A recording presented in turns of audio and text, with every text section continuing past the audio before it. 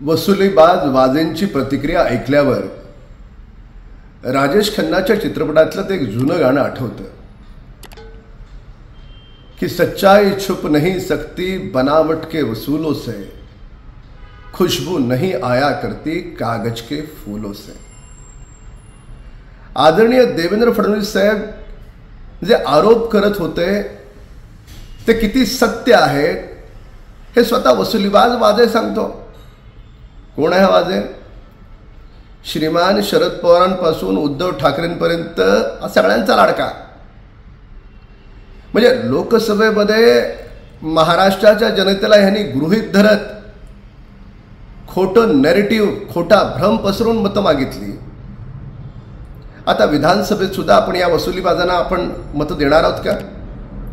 यांच्या भ्रमाला आपण बळी पडणार आहोत का? हे छत्रपती शिवरायांच्या महाराष्ट्राने ठरवायचं।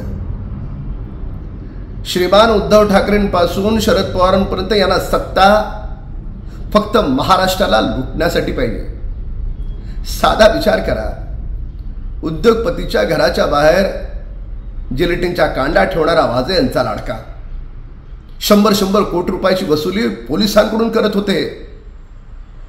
अशा लोकांना काय धडा शिकवायचा हे महाराष्ट्राच्या जनतेने आता ठरवावं लागेल।